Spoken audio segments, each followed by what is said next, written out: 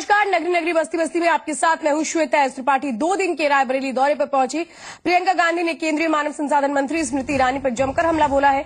सरेनी विधानसभा के हैबतपुर में प्रियंका ने स्मृति ईरानी पर निशाना साधते हुए कहा कि वो एचआरडी मिनिस्टर है तो अमेठी में अब तक ट्रिपल IIT क्यों नहीं बना। प्रियंका ने कहा कि उन्हें मंत्री बने 1 साल हो चुका है और उनके मंत्रालय के पास ट्रिपल IIT स्वीकृत करने का अधिकार है।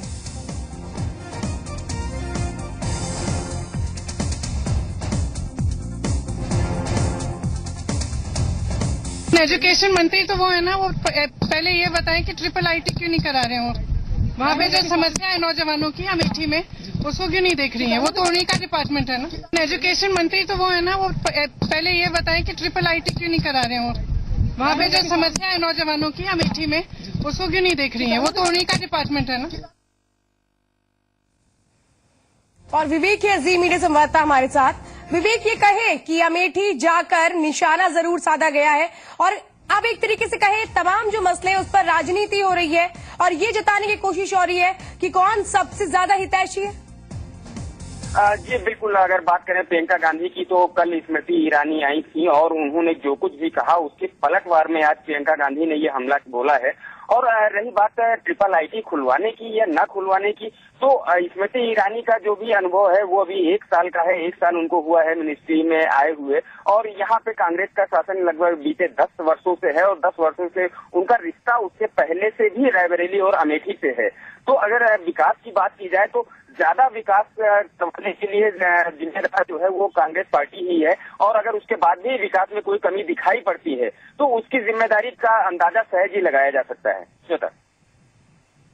बहुत बहुत धन्यवाद। तो रायबरेली में है इस वक्त प्रियंका गांधी। सोनिया गांधी भी कल पहुंचेंगी लेकिन उसके पहले यहां पर मुलाकात की जा रही है वहां के लोगों से और साथ ही निशाना भी साध दिया गया स्मृति ईरानी पर कि आखिर क्यों नहीं वो ध्यान दे रही है। एचआरडी मिनिस्टर है तो क्यों नहीं ट्रिपल IIT बन गया। गाजियाबाद एलिन कंपनी रेड मामले में अब वाणिज्य निदेशक संजय सिंह विजिलेंस की भूमिका की जांच करेंगे। प्रमुख ऊर्जा सचिव संजय अग्रवाल ने संजय सिंह को जांच का जिम्मा सौंपा है। लखनऊ शक्ति भवन से विजिलेंस के ऑफिस में इस संबंध में आज एक फैक्स आया है।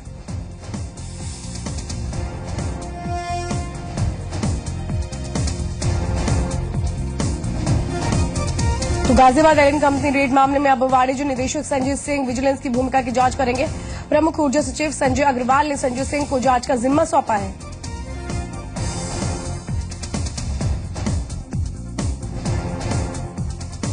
लखनऊ शक्ति भवन से विजिलेंस के ऑफिस इस संबंध में आज एक फैक्स आया है। अनुराग चड्ढा जी मीडिया संवाददाता हमारे साथ है। अनुराग, अब किस तरह से इस मामले में तेजी आएगी जिस तरह से संजय सिंह को विजिलेंस की भूमिका की जांच सौंपी गई है। बिल्कुल श्वेता, कल ये बात लखनऊ से तय हो गई थी जीत जंगम की खबर के खुलासे के बाद कि इस मामले की जांच अब बड़े स्तर पर की जाएगी। और आज जो संजय अग्रवाल हैं प्रमुख सचिव ऊर्जा, उन्होंने जो वाणिज्य निदेशक हैं संजय सिंह, इनको इस मामले की जांच सौंपी है।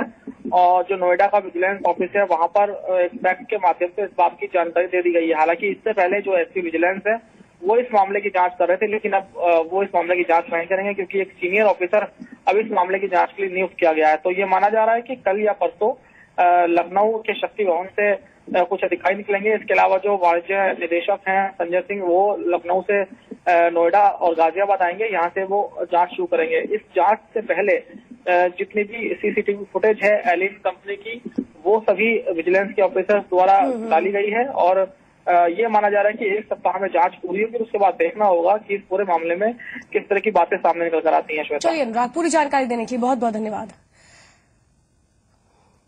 और चलिए अब आपको बताते हैं ये पूरा मामला था क्या। दरअसल गाजियाबाद में इलेक्ट्रॉनिक सामान बनाने वाली कंपनी एलिन ने मुख्यमंत्री को शिकायत भेजी जिसमें विजिलेंस टीम पर 5 लाख रुपए की रिश्वत मांगने का आरोप लगा था। कंपनी ने यह आरोप लगाया था कि रिश्वत न देने पर विजिलेंस ने कंपनी के खिलाफ बिजली चोरी की धाराओं में कार्रवाई की। एलिन प्रबंधन ने चिट्ठी के माध्यम से ये भी कहा था कि अगर भ्रष्टाचार ऐसे ही रहा तो कंपनी यूपी छोड़ देगी।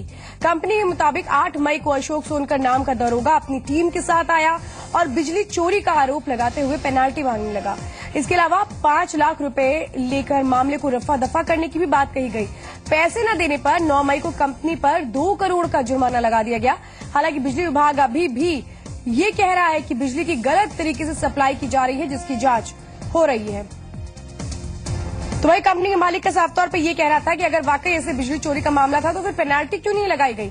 इस तरीके से एक दिन पहले लोग आते हैं, कुछ बात अलग रखते हैं, दूसरे दिन आते हैं, उनकी बात अलग हो जाती है, साफ तौर पे रिश्वत मांग ली जाती है और आखिर आप इस मामले में संजय सिंह को जांच का जिम्मा दिया गया है। मुजफ्फरनगर से खबर है, जहां पर एक भाई की अपनी बहन का कातिल बन गया है। घटना मीरापुर क्षेत्र के रसूलपुर गढ़ी गांव की है। मिली जानकारी के मुताबिक मामूली विवाद के चलते दो बहनें आपस में ही भिड़ गईं। बीच बचाव करने पहुंचे भाई ने दोनों बहनों पर चाकू से हमला कर दिया। एक बहन की मौके पर ही मौत हो गई, जबकि दूसरी बहन इस हमले में घायल हो गई। फिलहाल पुलिस ने मौके पर पहुंचकर मामले की जांच शुरू कर दी है। तो मुजफ्फरनगर से बड़ी खबर है, यहां पर एक भाई ही अपनी बहन का कातिल बन गया। फैजाबाद से बड़ी खबर है, जहां पर बाल संरक्षण गृह से 4 कैदी फरार हो गए। जानकारी के मुताबिक बाथरूम की खिड़की में लगी जाली तोड़कर ये कैदी भागने में कामयाब हुए हैं। कोतवाली नगर के पीछे चौक में स्थित है ये बाल संरक्षण गृह और इस मामले को लेकर कोतवाली में तहरीर दे दी गई है। मनमीत है जी मीडिया संवाददाता हमारे साथ। मनमीत, क्या इन बाल कैदियों के बारे में, जिस वजह से 4 कैदी फरार हुए हैं, कोई जानकारी लग पाई है? और क्या एक तरीके से कहे ये जांच नहीं होती है कि जो कमरे हैं वो किस तरीके के हैं, अगर जो टॉयलेट्स हैं वो किस तरीके के हैं कि कोई भाग ना सके? श्वेता, निश्चित ही ये सबसे बड़ा सवाल है कि जिस तरीके से ये 4 बच्चे भागे हैं, बाल कैदी हैं, ये भागे हैं तो ये बाथरूम की जो खिड़की है उसको तोड़ के भागे हैं, तो निश्चित कहीं न कहीं ये सुरक्षा में एक चूक मानी जाएगी। क्योंकि सबसे पहले चीज ये है कि कहाँ से सुरक्षित ये जो जिस कमरे में और जिस बाथरूम में ये जाते हैं वहाँ सुरक्षित है कि नहीं, इस चीज को पहले देखना चाहिए। हम ये बताना चाहेंगे इसमें कि ये कल ही की डेट पहले ये अयोध्या में बाल कारागार था, उसको कल के ही डेट में फैजाबाद उसको शिफ्ट किया गया, नया एक भवन लिया गया था जहाँ पे इन बच्चों को रखा गया था। उसमें से 4 बच्चे बाल कैदी हैं, ये फरार हुए हैं। सुबह करीबन 4:30 बजे के करीब ये फरार हुए। क्या कोशिशें की जा रही हैं? जो अभी तक पुलिस जिस तरीके से एसएसपी से हमारी बात हुई है उसमें ये बताया जा रहा है कि उन बच्चों को ढूंढा जा रहा है, क्योंकि एक उसमें जो बालक है वो 302 का हत्या का आरोपी है। इसमें सबसे अहम चीज हो रहा है कि अगर वो गायब हुआ है यहाँ से तो निश्चित कहीं न कहीं एक दिक्कत पैदा करता है। इसलिए 4 बच्चों से उस बच्चों को भी ढूंढा जा रहा है, जिसमें 3 सुल्तानपुर के रहने वाले हैं और एक फैजाबाद के रहने वाले हैं। चलिए, पूरी जानकारी देने के लिए बहुत बहुत धन्यवाद। इधर देवरिया में पटाखा फैक्ट्री में आग लगने के बाद हुए विस्फोट में 2 लोगों की मौत हो गई। बताया जा रहा है कि फैक्ट्री में अचानक आग लगी, जिसके बाद एक जोरदार विस्फोट हुआ। इस धमाके से फैक्ट्री की इमारत पूरी तरह से धराशायी हो गई। हालांकि विस्फोट के कारणों का अब तक पता नहीं चल पाया है। गांव वालों का कहना है कि सूचना देने के कई घंटे बाद पुलिस मौके पर पहुंची, जिससे नाराज स्थानीय लोगों ने हंगामा भी किया। उधर एसडीएम ने प्रशासनिक लापरवाही की बात को नकार दिया है। इसके साथ ही उनका ये भी कहना है कि जो भी सरकारी मदद होगी पीड़ितों को दी जाएगी। एक जो सुभाष नाम के व्यक्ति हैं जो पटाखे का कार्य किया करते थे, वो बना रहे थे। अब विस्फोट किसी प्रकार से हो गया तो वो छत जो है ध्वस्त हो गई, मकान भी ध्वस्त हो गया और सुभाष की मृत्यु हो गई। और उनके एक बहन का लड़का भी था, उसका नाम जैसा लोग बता रहे हैं सनी है, वो भी इसमें एक्सपायर कर गया। लाइसेंस था इसका? अब लाइसेंस बता रहे हैं लोग, क्योंकि अभी हमारे पास पेपर नहीं आया, क्योंकि अभी इसमें लाइसेंस देखना जरा उचित नहीं था। ये विस्फोट हुए 3 घंटा हो गया है और प्रशासन के पास कोई व्यवस्था नहीं है, जेसीबी नहीं है, उसके पास फायर ब्रिगेड नहीं है। पुलिस के लोग जो भी आए हैं यहाँ पे खड़ा कर मुखदर्शक बन के तमाशा देख रहे हैं। कितने की मौत हुई है? अभी तक 2 लाशें बरामद हुई, हो सकता है कि और भी लाशें उसमें। मलबा हाथ से हटाया है कि जनता हटाया है, पुलिस प्रशासन इसमें कोई मदद नहीं किया है। मानते हैं कि प्रशासन मदद किया तो जान बच गई? बिल्कुल बच गई होती। 8:10 पे एक तगड़ा विस्फोट हुआ और सारे लोग जुटे। यहाँ पे पटाखे का लाइसेंस था सुभाष शर्मा के पास, और यहीं से 2 किलोमीटर दूर मेरा घर सतीश चंद्र मिश्रा, मैं गौरी ठाकुर का निवासी हूँ, और 2 किलोमीटर दूर जेसीबी चल रहा था और यहाँ पर जेसीबी प्रशासन नहीं मंगा पाई। प्रशासन के हाथ में सारी व्यवस्था है, लेकिन वहाँ पे ड्राइवर भी जेसीबी चला रहा था। ये लोग कहेंगे कि ड्राइवर नहीं था, लेकिन मेरे आंखों के सामने वहाँ पे गड्ढे की खुनाई हो रही है और तार बिछ रहा है। वहाँ से जेसीबी नहीं आया, जिसकी वजह से एक आदमी की मृत्यु हो गई। इधर कौशाम्बी रेल हादसे की जांच जैसे जैसे आगे बढ़ रही है, रेलवे की लापरवाही सामने आ रही है। उत्तर मध्य रेलवे के मुख्य जनसंपर्क अधिकारी विजय कुमार के बयान से जी संगम की खबर पर मोहर लग गई है। सीपीआरओ विजय कुमार ने माना है कि रेल हादसे से ठीक 36 मिनट पहले ही ट्रैक में गड़बड़ी की सूचना मिली थी। दरअसल इसी रूट में 36 मिनट पहले एक मालगाड़ी गुजरी थी, जिसके बाद मालगाड़ी के ड्राइवर ने कंट्रोल रूम को ट्रैक पर झटके महसूस होने की शिकायत की थी।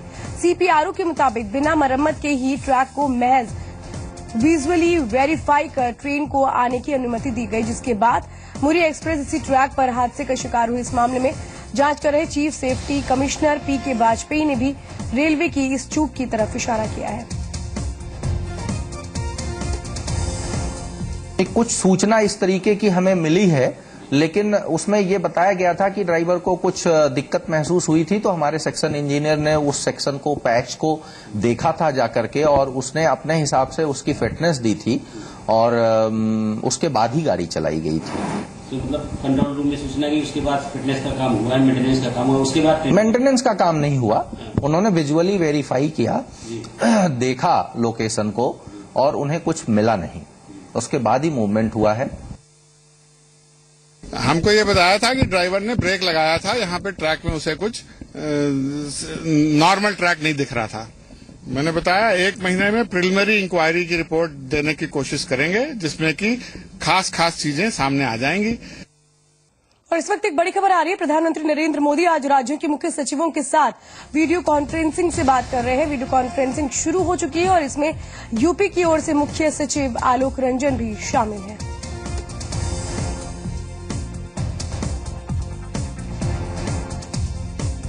अवनीश विद्यार्थी जी मीडिया संवाददाता हमारे साथ है। अवनीश, क्या कुछ जानकारी है, क्योंकि यूपी की तरफ से मुख्य सचिव आलोक रंजन इसमें शामिल हुए, क्या किन बातों को रखा जा सकता है? देखिए, प्रधानमंत्री मोदी ने तमाम सारे राज्यों की उसमें चीफ सेक्रेटरीज और सीनियर ऑफिसर्स शामिल हैं, और तमाम जो राज्य और केंद्र सरकारों में कोऑर्डिनेशन के मुद्दा है, कई सारे राज्यों के बजट को लेकर के मुद्दा है, नीति आयोग से जुड़े हुए कई सारे मुद्दे हैं।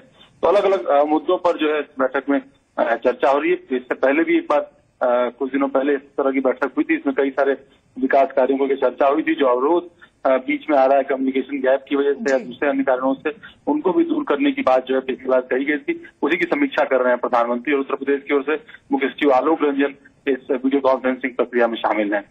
चलिए अवनीश, पूरी जानकारी देने के लिए बहुत बहुत धन्यवाद। नदियों के पानी में आर्सेनिक और लेड की बढ़ती मात्रा के मामले में इलाहाबाद हाईकोर्ट ने राज्य सरकार को जवाब तलब किया है। इलाहाबाद हाईकोर्ट ने राज्य सरकार और केंद्रीय भूगर्भ जल मंत्रालय से 2 हफ्ते में जवाब मांगा है। तो नदियों के पानी में आर्सेनिक और लेड की बढ़ती मात्रा को लेकर अब इलाहाबाद हाईकोर्ट ने राज्य सरकार को जवाब तलब किया है। खबर बागपत से, जहां पर कुएं में दबे लोगों को बचाने के लिए रेस्क्यू ऑपरेशन खत्म हो चुका है। कुएं में फंसे 3 शवों को निकाल लिया गया है। 40 घंटे बाद बचाव कार्य खत्म हुआ है। आपको बता दें कि कुएं में बार बार मिट्टी गिरने से सेना को बचाव कार्यों में भी मुश्किलें आ रही थी। ये भी आपको बता दें कि छपरौली थाना इलाके के कुरहड़ी गांव में एक खेत में कुएं की खुदाई के दौरान यह हादसा हुआ और कुएं में गिरी मिट्टी में 3 लोग दब गए, जिसके बाद तीनों को सुरक्षित निकालने का काम शुरू हुआ, लेकिन रेस्क्यू ऑपरेशन में हुई देरी के चलते तीनों की मौत हो गई और आज मिट्टी से इनके शव निकाले गए।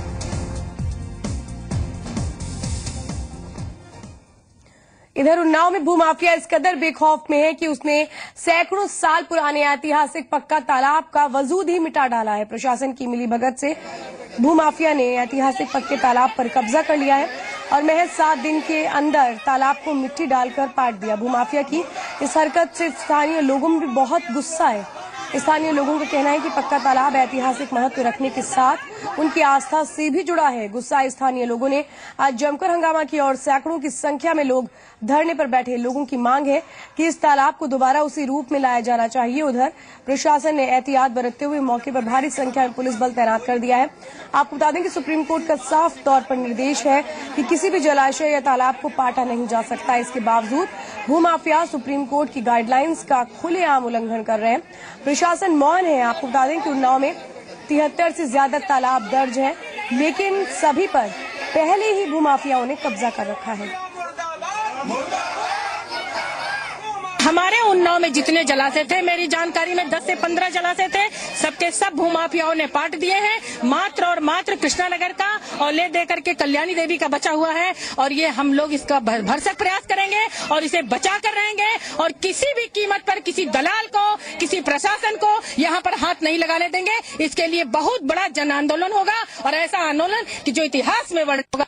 धरोहर को हम बचा के रखेंगे और जिन लोगों ने धार्मिक आस्था पर चोट पहुंचाई है उनके खिलाफ प्रशासन कार्रवाई नहीं होती है तो उनके खिलाफ प्रशासन हम हाई कोर्ट से लेकर सुप्रीम कोर्ट तक जाएंगे।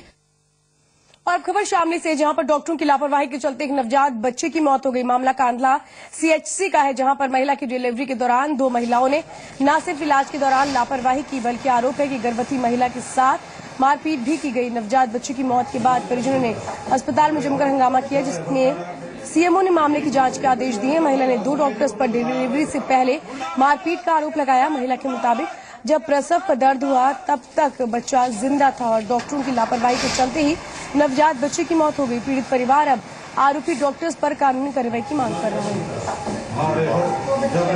मैं बोली डॉक्टर साहब, जब मेरे दर्द पीड़ हुई, बच्चा सही सलामत ले, जबरदस्ती मेरे पे बस करवा दिया उन्होंने। मरा भाई पैदा हुआ हो, अब 3 दिन का बच्चा मरा हुआ। फिर मेरा सुबह लगा दिया नशे का। नहीं जी, जब लो मेरा दर्द हुए खूब फुदे भरा था पेट में जी, उन्होंने बच्चा मारा जबरदस्ती पेट रगड़ कर। चलिए खबरों के सिलसिले को आगे बढ़ाते हैं। योग गुरु रामदेव के भाई राम भरत को पतंजलि फूड पार्क में हुई मारपीट और गोलीबारी के बाद हिरासत में लिया गया है। दरअसल इस मारपीट और गोलीबारी के चलते एक शख्स की मौत हो गई थी, जबकि आधा दर्जन से ज्यादा लोग घायल हो गए थे। असल में विवाद फूड पार्क के मामले माल ढोने को लेकर हुआ है और इसने इतना तूल पकड़ लिया कि पहले पथराव, फिर मारपीट और फिर गोलीबारी तक हो गई, जिसमें दलजीत नाम के एक शख्स की मौत हो गई और इसके बाद ग्रामीणों ने सड़क पर जाम लगा दिया और तब खोला जब पुलिस वहां पहुंची। आपको बता दें कि माल ढोने को लेकर 2013 और 2014 में भी ग्रामीणों ने पतंजलि फूड पार्क के कर्मचारियों के साथ मारपीट की थी। राम भरत नामक व्यक्ति जब सामने आया तो उसी के कहने पर सिक्योरिटी बाहर आई और सारा हमला वगैरह शुरू हुआ। तो अभी राम भरत को हमने कस्टडी में लिया है। साथ ही में सीसीटीवी फुटेज के लिए हमने डीवीआर कब्जे में ले लिया है और उसको देखा जा रहा है, उससे सिचुएशन और क्लियर हो जाएगी। योग में माहिर तेजस्वी शर्मा की उम्मीदें एक बार फिर जग गई हैं, क्योंकि वाराणसी के विद्या मठ में उसकी तरफ मदद का हाथ बढ़ाया है। कमर के नीचे से विकलांग होने के बावजूद तेजस्वी जिस तरह से योग के आसन करता है वैसे अच्छे खासे लोग भी नहीं कर पाते।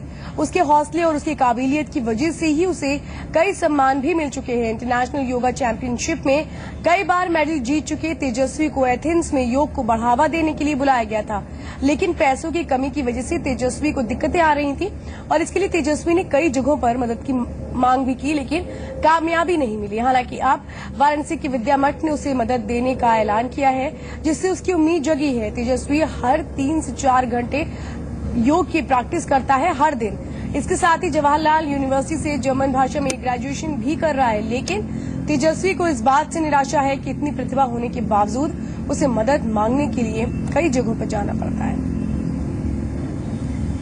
बहुत मुश्किल, बहुत मेहनत के बाद मुझे ये मौका मिला ग्रीस में ओलंपस में जाके, जहां ओलंपिक का जन्म हुआ है, वहां पे जाकर मुझे अपने योग के ऊपर थोड़ा सा प्रेजेंटेशन देने का और डेमोन्स्ट्रेशन देने का मौका मिला। लेकिन मात्र 1,35,000 रुपए रजिस्ट्रेशन का मैं नहीं जुटा पा रहा हूँ। मैंने अपने इलाके के जितने भी लोग हैं, जाने माने हस्ती जितने भी हैं, जो भी इंडस्ट्रियल लोग हैं, जो विधायक लोग हैं, उन लोगों से मैंने बात की। मैंने उनसे गुहार की कि मुझे 1,35,000 की जरूरत है, आप लोग मेरी मदद कीजिए। हमारे देश का गौरव का बात है, मैं जाके वहां पे अपने देश के लिए कुछ कर पाऊंगा। वहां पे जाके प्रेजेंटेशन देना ही अपने आप में बहुत बड़ी बात है। ये तो मेरा सपना था।